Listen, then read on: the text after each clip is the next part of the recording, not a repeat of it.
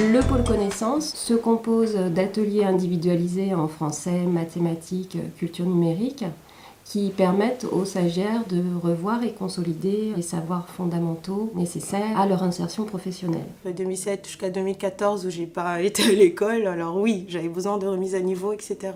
Le stagiaire est acteur de sa formation dans le cadre d'une pédagogie différente du système classique dans lequel il a pu être en difficulté.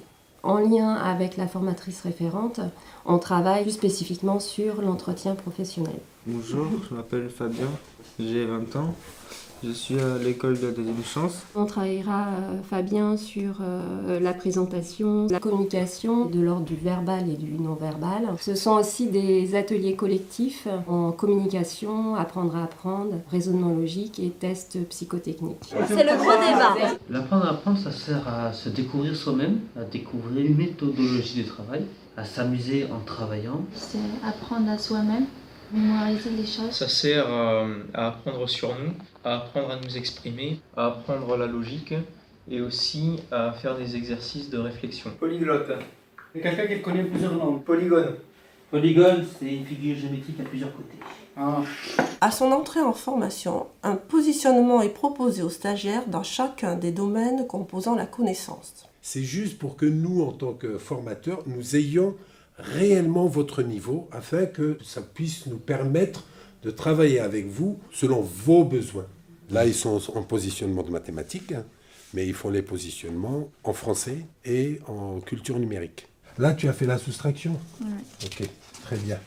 Une fois qu'on a corrigé le positionnement, on établit un plan individuel de formation. Ça va définir en fait les sujets sur lesquels ils vont devoir reprendre les bases, progresser, avancer dans leur projet. Je vais te faire la restitution de ton positionnement en culture numérique. Pour gérer un environnement informatique de travail, ça va, tu as bien réussi. En ce qui concerne le traitement de texte, il va falloir travailler ça dans le cadre d'ateliers de formation individualisée. D'accord. Donc maintenant, je te remets ton plan individualisé de formation au vu de l'évaluation que tu as réalisée, que je validerai au fur et à mesure de ta progression. D'accord, merci. Dans le livret du stagiaire qu'on leur remet le jour de la restitution, on a le plan de formation et ensuite ils notent ce qu'ils font à chaque séance. Ça permet de valider au fur et à mesure toutes les compétences qu'ils ont acquises. Le livret, c'est une sorte de suivi. D'abord, on écrit ce qu'on a fait dans la journée. Et après, les formateurs évaluent ce qu'on a fait ici. Après, les formateurs, ils valident et nous, on enseigne. En fonction du projet professionnel, on peut revoir et adapter le parcours. Donc en fait, on va chercher lequel correspond. Vas-y, dis-moi.